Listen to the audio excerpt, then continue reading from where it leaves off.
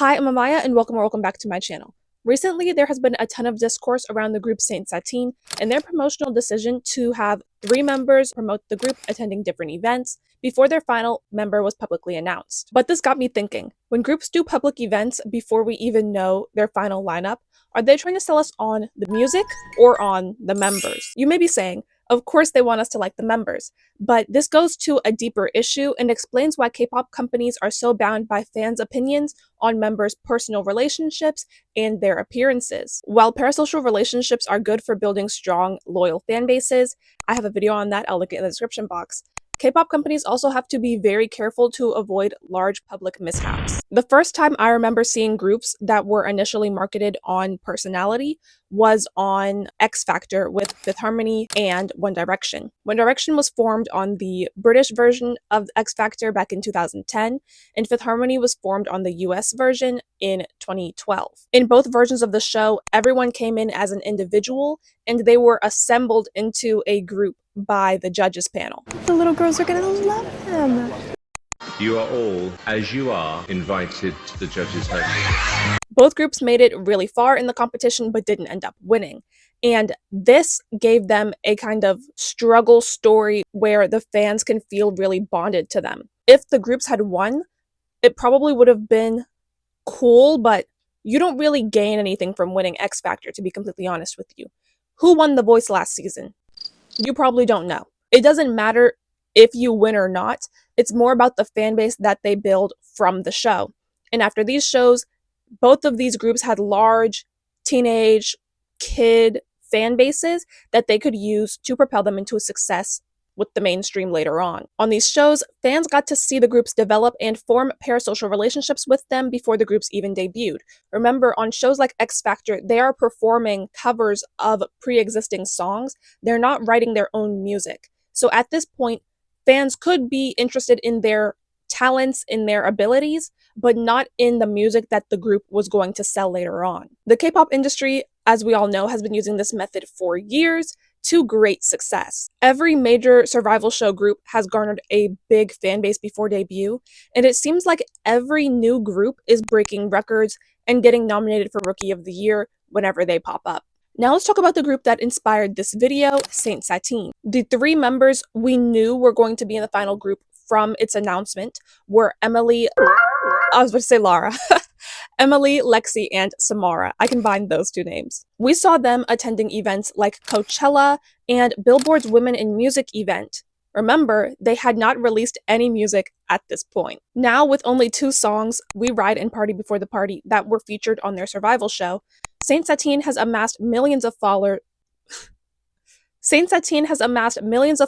across social media platforms, including YouTube, Instagram, and TikTok. Thousands of people have danced to We Ride and Party Before the Party, with not as much as an official lyric video posted for these songs. This shows that Saint Satine has clearly cultivated an audience through their survival show, social media accounts, and public appearances before their music even came into play. In their content, they go for a homemade feel, featuring self-taped vlogs, natural lighting, and silly music. Yeah. We're so excited that you're here, and we're gonna be living together. Oh. So, yes, it's birthday!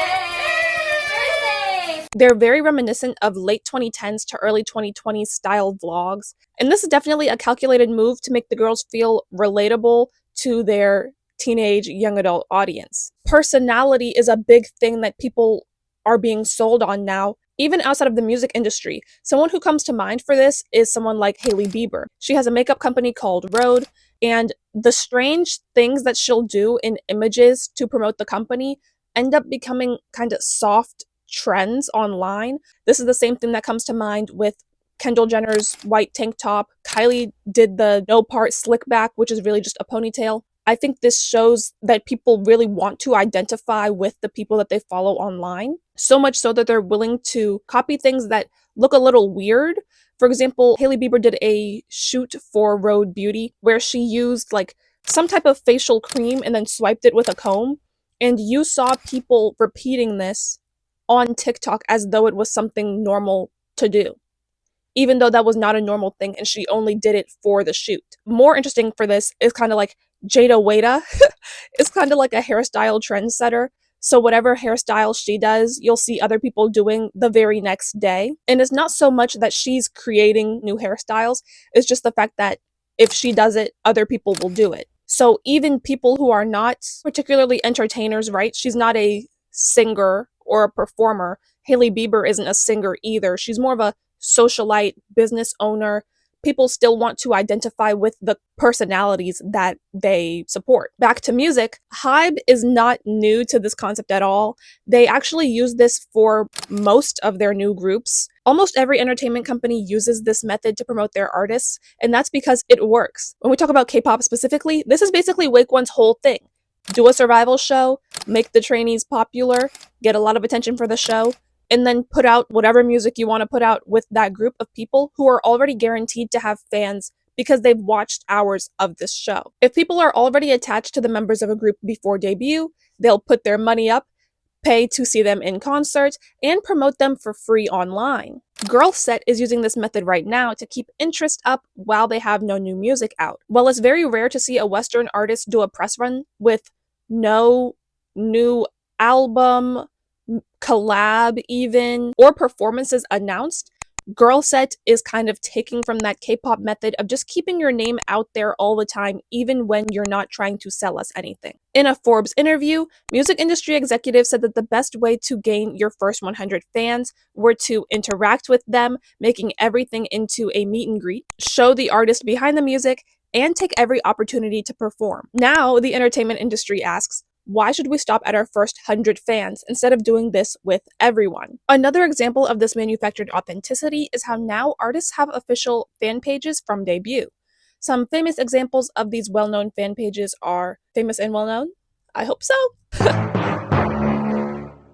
Some popular examples of fan pages that people know are run by the company are Livy's HQ for Olivia Rodrigo and Cone World for Conan Gray. However, there are different types of fan pages that can be used for multiple marketing strategies. First, there are accounts where employees from the company pose as fans to promote the artist and generate engagement, get people to go to events without saying that they work for the artist. Second, of course, there are real fan accounts that are completely unrelated to the company, that are just people trying to build community around their shared experience. Third, there are accounts that are not owned by the company or owned by fans of the group, but are given exclusive access to certain events or concerts and are paid for some promotions. An example of this would be paying a popular influencer on TikTok to do a dance to their song,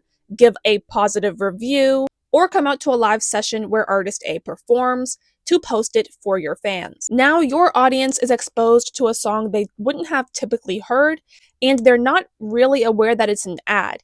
Even if it's different from your typical content, most of the time it's not disclosed that these are advertisements. These are all methods of companies manufacturing virality and interest. Kristen Robinson is a writer for Billboard, and she interviewed music marketing experts on how they use social media to promote their musicians. Record labels are posing as fans online and creating fan pages to further promote the artists they work with. I would say it is the go-to digital marketing strategy right now. Some of the methods they used included recording exclusive in-person events to generate FOMO for fans that couldn't attend it, and to promote music to an outside audience. By hosting something super special in person, it often encourages fans to create user-generated videos, which then amplifies the event from something that was probably only held for like 50 to 200 people into something that can be consumed by millions of people all around the world. This especially works for platforms like TikTok, Instagram Reels, and YouTube Shorts, where you generate the best audience by posting multiple times a day. Arguably, gathering this UGC is actually essential for running the fan pages right now. Because again, you have to post 1 to 5 times a day. Where are you going to get that content? The fans. This ensures that your core audience is consistently interacting with your content and that new people are being exposed to you on a daily basis. You're really scaling how far each piece of content can go, Skinner says. Then, on top of that, we're doing micro-influencer campaigns too. And we can just ask these micro-influencers to go to these events to capture moments. Just having a video of your concert go viral can encourage more people to buy tickets months after you released the related album. The main point of doing all that is to combat the saturation of the internet. It's harder and harder to break through every day. And also, this alleviates the stress that's often put on artists to post more on TikTok all the time. Another great advantage to this method is that people don't know that they're being advertised too. If I see a video from NCT's official page, I'm aware the entire time that they want me to see them in concert and to buy their album and stream their music. But if I see a video from an unsuspecting fan account talking about how great their new album is or how they loved seeing NCT in tour, I'm not thinking through that same process that I would be if it came straight from NCT's page. Do you think that should be disclosed as far as like special access? For example, K-pop content creators getting to go behind the scenes for a concert and things like that. I don't see an issue with that. I think that's something that you would disclose anyway, but I don't know. I'm not sure. I'd have to think on it. Sometimes this relationship can have a negative result on the company that worked so hard to build it. Take, for example, the New Jeans legal battle.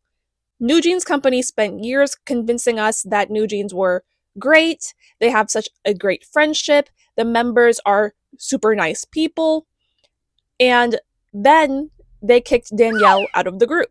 All of that goodwill doesn't suddenly go away now that she's at odds with the company. And this applies to any idol that has been removed from a group.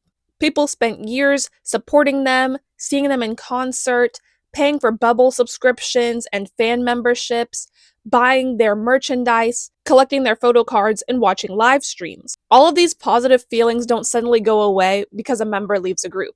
In fact, they can cause fans to turn on the company. Just look at the international reaction to Sunghan's removal from Rise, where it's still debatable to this day as to whether or not them having to cancel one concert in the US and having to put tickets on sale, maybe having a low turnout, are all due to fans boycotting when Sunghan was removed from the group. More recently, this makes me think about Manaw's extended hiatus from Cat's Eye. And this one has more layers to it because this is an international group.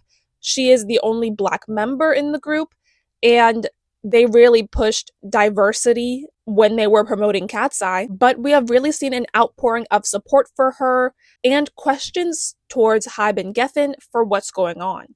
I think it's obvious that after years of telling us that the Cat's Eye members are friends, showing us content where they're laughing and getting along together, and then doing these TV shows and documentaries where we see them form a bond, it's kind of strange to then have one member not be present for a long time and the other members don't talk about them. Although people know that Cat's Eye is a structured brand, they can't help but relate to them and be interested in their personalities. Zooming out a little bit, this idea of selling personality and manufactured authenticity applies to every aspect of the entertainment industry, from music to film to sports. And really, there is nothing wrong inherently with promoting the person over the product.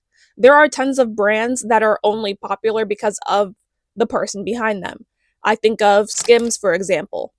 Without Kim's name, what is the Skims brand? An older example would be Baby Fat by Kimora Lee Simmons. These major brands are directly connected to the people behind them.